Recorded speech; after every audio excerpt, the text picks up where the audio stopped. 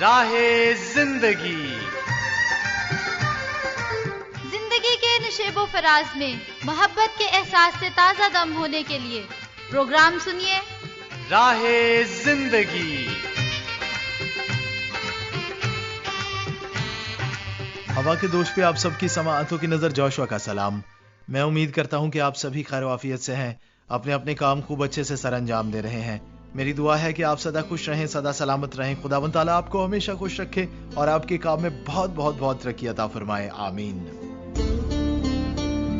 जनाबे वाला, अभी क्रिकेट का जो है वो बहुत ज्यादा तज़किरा हो रहा है। आप सब जानते हैं कि पाकिस्तान ने बहुत अच्छी कारकर्दगी की है इस टूर्नामेंट में।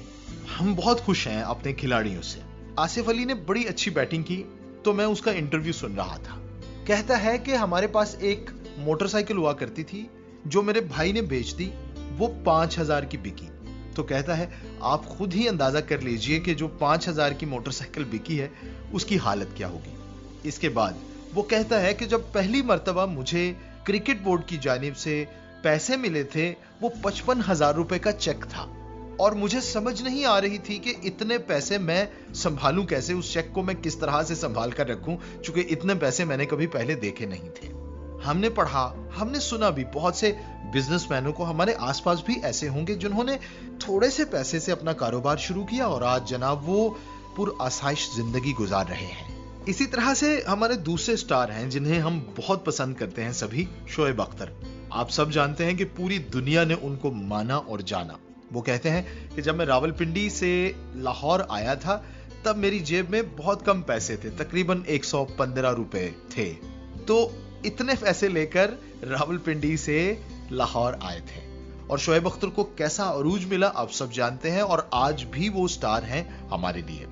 अब बात करने का मतलब ये है कि जो भी सलाहियत हमारे अंदर रख दी गई है, हम क्यों ना उसे वक्त दें, उसको पॉलिश करें, उस पर ध्यान दें। और जब हम उस पर ध्यान देंगे, उसे पॉलिश करेंगे, खुदा हमारी मेहनत को जानता है, तो वो हमें उसका अज्र देगा, वो हमें उसके मुताबिक बरकत देगा और हम खूब कामयाब होंगे। जो मेहनती हैं उन पर खुदा की हमेशा नजर रहती है और वो खुदा को बहुत पसंद है। खुदा हमेशा उनकी मेहनत का अज्र उनको देता है। आइए जनाब हम प्रोग्राम में आगे बढ़ें, चलें तिलावत कलाम पाक की जानिब। खुदावंद हमारे खुदा की मानिंद कौन है, जो आलमे बाला पर तख्त नशीं है, जो फरोतनी से आसमान और जमीन पर नजर करता है। वो मिस्कीन को खाक से और मुहताज को मसबला पर से उठा लेता है, ताकि उसे उमरा के साथ यानी अपनी कौम के उमरा के साथ बिठाए। वो बांझ का घर बसाता है और उसे बच्चों वाली बनाकर दिल शाद करता है। खुदावंद की हम्द करो। सुन रहे थे तिलावत कलाम पाक जनाब। सुन रहे थे, मैं हस्बे मामूल शामिल करूंगा आपकी तरफ से भेजे गए मैसेजेस और खुतूत को। सबसे पहला खत जो मेरे सामने है, मुख्तलिफ रंगों का इस्तेमाल उसमें किया गया है, वो है जनाब एस अब्दुल गफूर कैसर साहिब की जानिब से और चौधरी फहीम नूर साहिब की जानिब से। बेहद प्यारी रीबा नईम बहन, सलाम खुलूसो मोहब्बत। लिखते हैं, उम्मीद है प्रोग्राम की पूरी टीम खैरियत से होगी। प्रोग्राम सुना। इब्तदाई गुफ्तगू में रीबा नईम ने कहा कि हमें अपनी मसरूफ जिंदगी से थोड़ा टाइम खुदा की इबादत के लिए भी निकालना चाहिए। बिल्कुल ठीक है, अगर हम उसकी इबादत करेंगे तो फिर हमें कोई कमी ना होगी। इसी तरह से आपने जिक्र किया है कि जो गीत प्ले किया गया, सारे लोगों तुसी रब ही नु जानो, इसके पुर असर अल्फाज से बहुत बरकतें हासिल हुई। आज भी रीबा नईम ने मेरे खत की बहुत तारीफ की, मैं कहूंगा बेहद शुक्रिया जनाब। आपका खत होता ही बड़ा अच्छा है। अगर हम तारीफ नहीं करते तो हम ज्यादती करते हैं। हम आपके शुक्रगुजार हैं कि आप इतनी मोहब्बत से हमें लिखते हैं। इसी के साथ साथ संगत रेडियो लिसनर्स क्लब की जानिब से मलिक अल्लाह बचाया खोखर साहब, यह है जिला मुजफ्फरगढ़ से, लिखते हैं कि उम्मीद की जाती है कि पूरी टीम खैरियत से होगी। जी हम सब खैरियत से हैं जनाब। लिखते हैं कि बाजी रीबा नईम साहिबा की आवाज में प्रोग्राम सुना, बहुत अच्छा लगा। तिलावत कलाम पाक और हमदिया कलाम भी बहुत ही अच्छे थे। अलावा अजीम ड्रामा चिरागे राह में हजरत दाऊद अलैहिस्सलाम की जिंदगी के हालात व वाकयात पेश किए गए, काफी दिलचस्प और मालूमाती थे। बहुत बहुत शुक्रिया जनाब। मलिक मोहम्मद महताब खोखर, संगत रेडियो लिसनर्स क्लब की जानिब से जनाब का खत आया। उन्होंने कहा कि उम्मीद की जाती है कि आप और आपकी पूरी टीम खैरियत से होगी। मैं और मेरे क्लब के दीगर साथी भी खैरियत से हैं। राह जिंदगी मेरा पसंदीदा और अच्छा प्रोग्राम है। ये मालूमाती प्रोग्राम है। इस प्रोग्राम के तमाम सिलसिले एक से बढ़कर एक हैं। बहुत बहुत शुक्रिया। इसरार अहमद चौधरी साहिब का जनाब खत है। लिखते हैं कि हम सब दोस्त बखैरियत हैं। आप और राह जिंदगी के तमाम दोस्तों की खैरियत अल्लाह ताला से नेक चाहते हैं। आजकल आपकी तरफ से बेहतरीन खत इरसाल करने और खूबसूरत तहरीर को इनाम की बात हो रही है। सामीन दोस्तों की तरफ से खतूत इरसाल करने का सिलसिला शुरू हो चुका है और कुछ दोस्तों की तरफ से रंग बिरंगी स्याही से खत को खूबसूरत बनाकर भेजा जा रहा है। हमारी तरफ से भी एक रंग बिरंगी स्याही से तहरीर इरसाल खिदमत है, कबूल फरमाएं। जी इसरार भाई, हमें आपकी वो तहरीर मिल चुकी है और वो हम गाहे बगाहे शामिल कर रहे हैं। सुलेमान अंसारी सिंध से बड़े अरसे बाद जनाब का मैसेज आया है और वो मैं पढ़ रहा हूँ। लिखते हैं कि बाजी मीना परवेज साहिबा की मेजबानी में सुना प्रोग्राम बहुत अच्छा लगा। गीत मेरा रब तेरा रब कभी सोता नहीं, सो जाए ऐसा कभी होता नहीं, सुनकर दिल को सुकून मिला। बहुत बहुत शुक्रिया प्यारे भाई। तो ये थे जनाब आपकी तरफ से भेजे गए मैसेजेस और खतूत। अभी मैं प्रोग्राम का पता लिखवाऊंगा ताकि उन दोस्तों को भी पता चल जाए जिनके पास हमारा पता नहीं है। खत लिखने के लिए प्रोग्राम का पता है प्रोग्राम राह जिंदगी, PO बॉक्स नंबर 117 यानी 117 फैसलाबाद पाकिस्तान। फोन कॉल कर सकते हैं आप, मैसेज कर सकते हैं हमारे इस नंबर पे 0333 48 25 963। मैं फिर से बोल रहा हूँ 0333 48 25 963। हमारी फेसबुक आईडी है जिंदगी अनवर के नाम से। जनाब आप हमें ज्वाइन कर सकते हैं। इसी के साथ साथ हमारा फोन नंबर है 0333 48 25 963। मैं फिर से बोल रहा हूँ 0333 48 25 963। जनाब हम मुंतजर रहेंगे आपकी तरफ से फीडबैक के। तो आइए प्रोग्राम में आगे बढ़ें, चलें टी शॉप पर।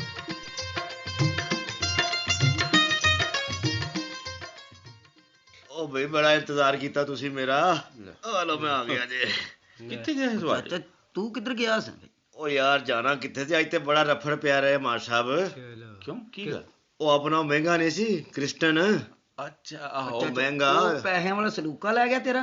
ओ छड्ड बगवा तुम की ओ क्रिस्टन महंगा गल ते कर। लो जी ओ फौत हो गया जी। ते फिक्रमंद चंगा बंदा सी, बहुत चंगा बंदा सी। यार ਉਹਦਾ ਤੇ अफसोस से बहुत है, ਜਿਹੜੀ ਅਗਲੀਆਂ ਗੱਲਾਂ ਦਾ ਅਫਸੋਸ ਆ ਵੀ ਸੁਣ ਲਓ। ਉਹਦੀ ਲਾਸ਼ ਪਈ ਜੀ 8 ਘੰਟੇ ਹੋ ਗਏ ਉੱਥੇ। ਕਿਉਂ ਕੋਈ ਉਹ ਰਿਸ਼ਤੇਦਾਰਾਂ ਕਿਸੇ ਦਾ? ਰਿਸ਼ਤੇਦਾਰ ਨੂੰ ਮਾਸਟਰ ਜੀ ਡੀਕਦੇ ਹੋਣੇ ਨੇ। ਆਪ ਡੀਕਦੇ ਨੇ ਖਰੇ ਉਹਨਾਂ ਦੇ ਆਉਣ ਤੱਕ ਉੱਠ ਖਲੋਵੇ। ਉਹਦਾ ਬੰਦਾ ਮਰਿਆ, ਤੈਨੂੰ ਮਜ਼ਾਕਾਂ ਸੁਝੀਆਂ ਮਜ਼ਾਕਾਂ ਦੀ ਗੱਲ ਤੇ ਅੱਗੋਂ ਹੋ ਗਏ ਸੀ ਬਾਦਸ਼ਾਹ ਸਾਹਿਬ ਆਪਣੇ ਕ੍ਰਿਸਚੀਅਨ ਕਬਰਸਤਾਨ ਦਫਨ ਕਰਨ। ਅੱਛਾ ਉੱਥੇ ਕਿਹਾ ਵੀ ਇੱਥੇ ਤੇ ਬਈ ਜਗ੍ਹਾ ਕੋਈ ਨਹੀਂ, 4 ਦੀਵਾਰੀ ਅਸੀਂ ਕਰ ਦਿੱਤੀ ਨਹੀਂ ਉਹ ਹੈ ਤਾਂ ਮੈਨੂੰ ਵੀ ਪਤਾ ਹੈ। ਉਹ ਤੇ ਅੰਦਰ ਜਗ੍ਹਾ ਕੋਈ ਨਹੀਂ। ਉਹ ਤੇ ਮੇਰਾ ਖਿਆਲ ਹੈ ਉਹ 2-2 ਵਾਰੀ ਕਬਰਾਂ ਬਣੀਆਂ ਨੇ। ਉੱਥੇ ਤੇ ਕਾਫੀ ਤਾਦਾਦ ਨਾਲ ਦਫਨ ਕੀਤੇ ਮੁੰਡੇ। ਉਹ ਕਹਿੰਦੇ ਚਲੋ ਜੀ ਇਹਨੂੰ ਨਾ ਤੁਸੀਂ ਨਾ ਤੇ ਨਾਲੇ ਜਗ੍ਹਾ ਵੀ ਤੇ ਥੋੜੀ ਜੀ ਹੈ। ਇਹ ਕੰਧ ਦੇ ਨਾਲ ਦਫਨ ਕਰ। ਮੇਰਾ ਖਿਆਲ ਹੈ ਕੋਈ ਕਨਾਲ 2 ਤੇ ਕਨਾਲ। ਕੰਧ ਨਾਲ ਕਾਲੀ ਦਫਨ ਕਰਨਾ ਜੀ। ਉਹ ਮਾਸਟਰ ਜੀ ਨਾਲ ਦਾ ਕਬਰਸਤਾਨ ਨਹੀਂ ਹੈਗਾ, ਉੱਥੇ ਦਫਨ ਕਰ ਲੈਣ। ਓਏ ਉੱਥੇ ਦਫਨ ਕਰਨ ਗਏ ਸੀ, ਉਹ ਕਹਿੰਦੇ ਨਹੀਂ ਭਾਈ ਇੱਥੇ ਨਹੀਂ ਅਸੀਂ ਦਫਨ ਕਰਨਾ ਇਹ। ਕਿਉਂ ਕੀ ਗੱਲ? ਉਹ ਭਾਵੇਂ ਕਹਿੰਦੇ ਨੇ ਕਿਤੇ ਭੇਟ ਨਾ ਦਵੇ। ਉਹ ਨਹੀਂ ਉਹ ਕਹਿੰਦੇ ਭਾਈ ਇਹਨੂੰ ਲੈ ਜਾਓ ਆਪਣੇ ਕ੍ਰਿਸਟੀਅਨ ਦੇ ਕਬਰਸਤਾਨ। ਅੱਛਾ ਅੱਛਾ ਅੱਛਾ ਅੱਛਾ। ਉਹ 6ਵੇਂ ਮੀਲ ਤੇ ਨਹੀਂ, ਉਹ ਦੂਜੇ ਪਿੰਡ ਵਾਲਿਆਂ ਦਾ, ਉਹ ਸੂਸਾਂ ਦੇ ਕੋਲ। ਨਹੀਂ ਉੱਥੇ ਹੈ ਕ੍ਰਿਸ਼ਨਾ ਦਾ ਕਬਰਸਤਾਨ। ਕਹਿੰਦੇ ਉੱਥੇ ਲੈ ਜਾਓ।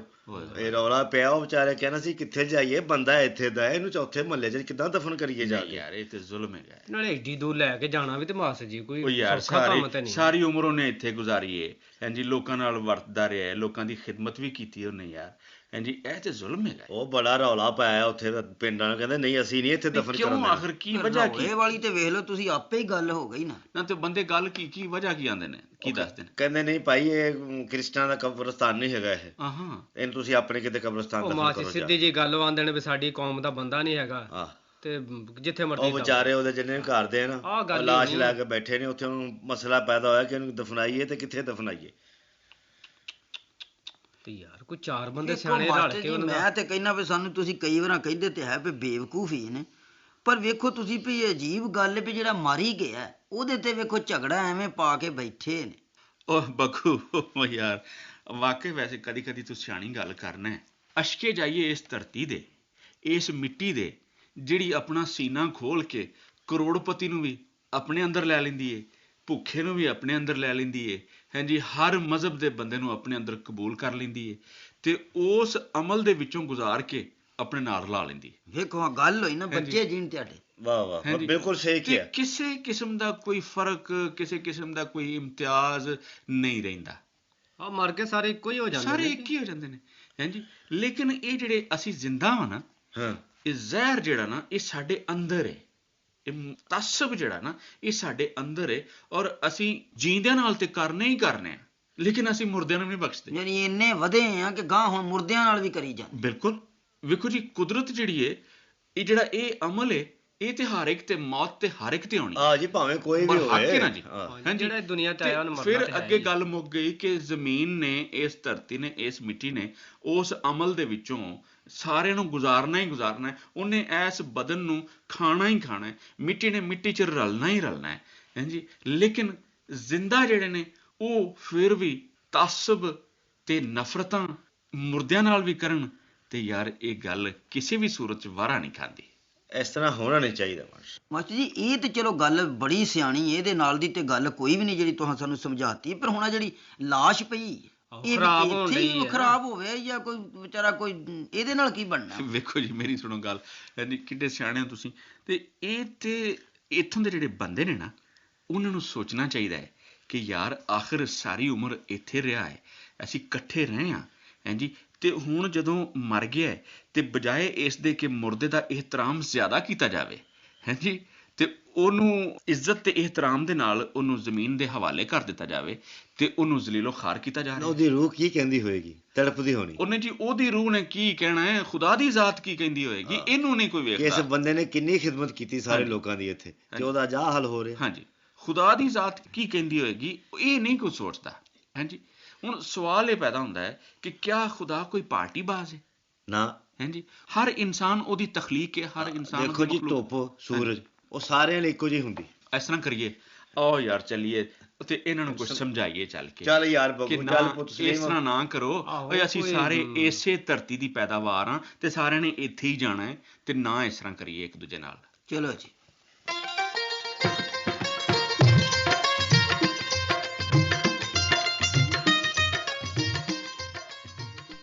टी शॉप पर हम सुन रहे थे खूबसूरत गुफ्तगू मास्टर जी की, बग्गू की और बाकी दोस्तों की। जनाब, उम्मीद है कि ये मैसेज जो है वो हम सब तक पहुंच चुका है और हम सब इस पर अमल पैरा होंगे। नदीम साहब से अभी हम गुजारिश करेंगे कि एक अच्छा सा गाना हमारे लिए प्ले कर दीजिए।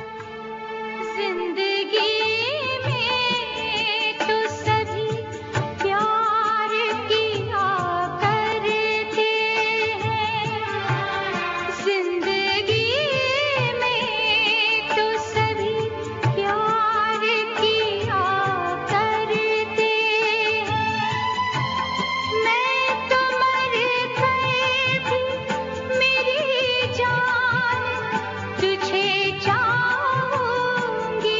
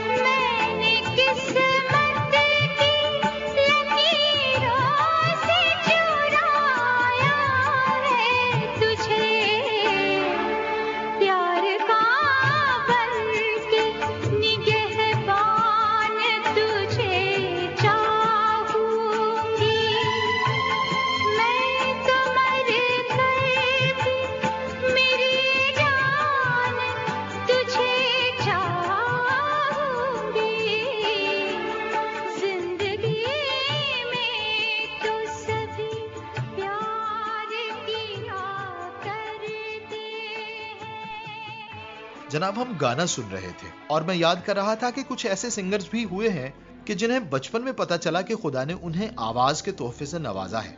इसी तरह से कुछ शायर हुए हैं जिनको पता चला कि हम तो शायर हैं, हमें खुदा ने ये तोहफा दिया है, तो उन्होंने उस जानिब मेहनत की और अपने आप को मनवाया। ऐसे ही मौसीकार हैं। इसी तरह से बाकी शोबों से ताल्लुक रखने वाले लोग हैं जहां पर रवायती डिग्री की जरूरत तो नहीं पड़ती, लेकिन अपने काम में माहिर होना ये जरूरी है। तो बहुत से लोग जो हैं वो अपने काम में महारत हासिल करके आज पुरआसाइश जिंदगी गुजार रहे हैं। यहाँ न सिर्फ मैं इन बड़े शोबों की बात करूंगा, लेकिन बल्कि यहाँ पे मैं बात करना चाहूंगा कुछ छोटे छोटे शोबे भी ऐसे हैं। मिसाल के तौर पे फैक्ट्रीज के अंदर कुछ ऐसे लोग हैं जो बड़े अरसे से वहां पे काम कर रहे थे और उन्होंने वहां पर कोई ना कोई हुनर सीख लिया। कुछ ने रंग को मिलाने का हुनर सीख लिया, कुछ ने बिजली का काम सीख लिया, कुछ ने मशीनों को ठीक करने का काम सीख लिया। उन्होंने वहां पर मेहनत की और आज वो बड़ी अच्छी जिंदगी गुजार रहे हैं। बात यही है जनाब कि जो भी हमारे अंदर है, आइए उसे हम बाहर निकालें, उसको हम पॉलिश करें, उस पर तवज्जो दें और हम देखेंगे कि हम किस तरह से कामयाब होते हैं। आइए प्रोग्राम में आगे बढ़ें, चलें कायनात की सैर को।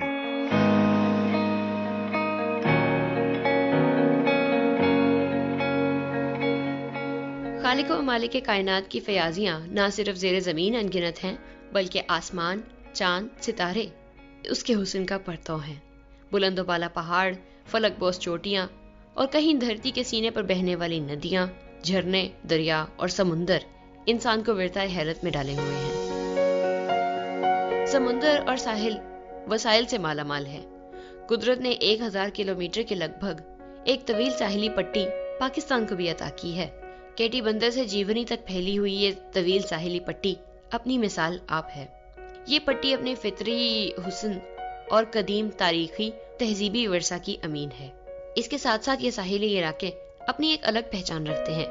ये समुंदर जहां वुसअत में बेकरार हैं, वहीं इन्हें न सिर्फ मादनी दौलत से मालामाल किया है, बल्कि हजारों लाखों इकसाम की आबी मखलूक का भी एक जहां ज़ेरे आब मौजूद है, जो लाखों करोड़ों अवाम की रोजी का सबब भी बनती है। यहाँ मुजाहिरे कुदरत के साथ साथ इंसान की अजमत का मुंह बोलता सबूत जहाज रानी के मुख्तलिफ मौके भी मौजूद हैं। गोया के हयाती तनव्वो के एतबार से हम अपनी साहिली पट्टी और समुद्री पानी को बड़ा जरखेज और इसे एक मुकम्मल लाइफ सपोर्ट सिस्टम भी करार दे सकते हैं। ये साहिली पट्टी और समुद्री हदूद इंतहाई जरखेज इंडस डेल्टा की वजह से बे इंतहा हयातियाती तनव्वो की रंगारंगी के एतबार से बहुत जरखेज है, और जहाँ हयातियाती तनव्वो के बहुतात हो, वहाँ यकीनन ज़ेरे ज़मीन तेल और दीगर मादनी वसाइल की मौजूदगी के इम्कानात भी बढ़ जाते हैं। इंडस डेल्टा का शुमार दुनिया के इंतहाई जरखेज डेल्टाओं में किया जाता है। दुनिया के बड़े दरियाओं में दरियाई नील और दरियाई सिंध काबिल जिक्र है। दरियाई नील दुनिया का तवील तरीन दरिया है और इसकी लंबाई 6695 किलोमीटर है, जबकि दरियाई सिंध एशिया का सबसे बड़ा दरिया है, 3180 किलोमीटर और 1980 मील है।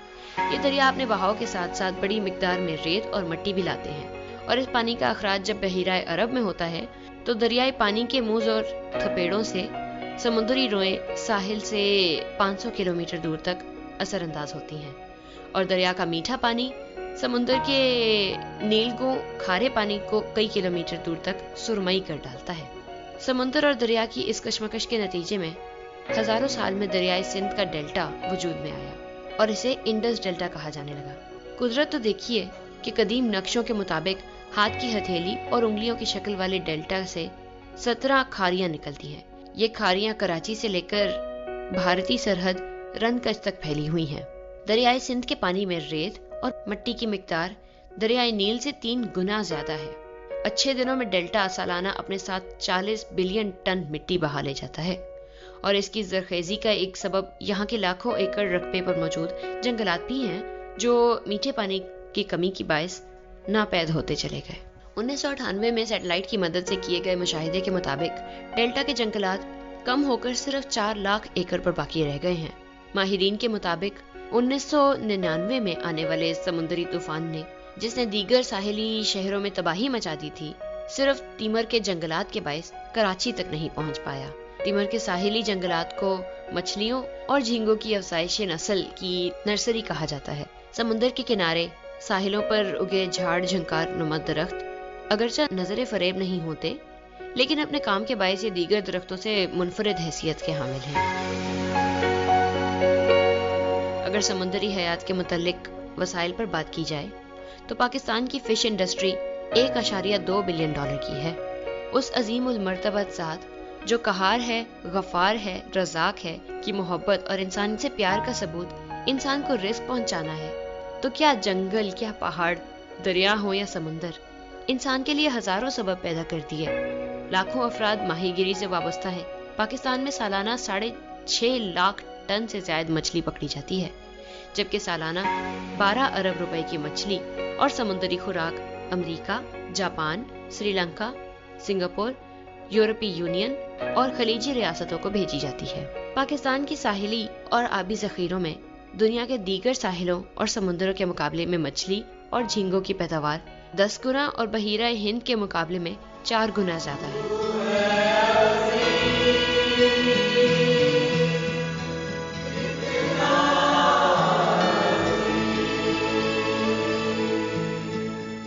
कायनात की सैर हमने कर ली जनाब। हम खुदा की शुक्रगुजारी करते हैं आज के सारे प्रोग्राम के लिए। आइए हम मिलकर दुआ करें। खुदाई कादिर मुतलक हम सबको तौफीक दे के हम अपनी अपनी जगह रहकर अपने अपने शोबे में मेहनत करें और खूब नाम कमाएं। हमारी बाकी की तमाम ज़रूरियात को तू अपने इलाही ख़जाने से पूरा करना। खुदावंद यीशु मसीह के नाम से आमीन। अपना बहुत ख्याल रखिएगा लिसनर्स। इजाज़त दीजिए अपने होस्ट जोशुआ को। खुदा हाफिज।